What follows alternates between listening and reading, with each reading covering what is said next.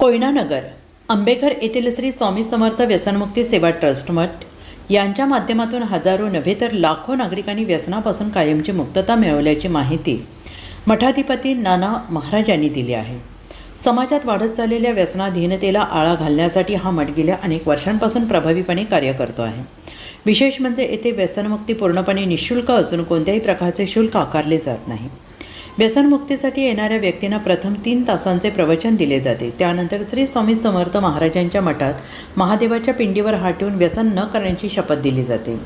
त्यानंतर सलग 5 गुरुवार वारी करणे बंधनकारक असल्याने नाना महाराज सांगतात। 5व्या गुरुवारी संबंधित व्यक्तींनी आपल्या घरी अभिषेक करून 11 बालकांना अन्नदान करावे अशी परंपरा आहे। या उपक्रमामुळे अनेकांचे आयुष्य सकारात्मक दिशेने बदलले असून कुटुंबात आनंदाचे वातावरण निर्माण झाले आहे।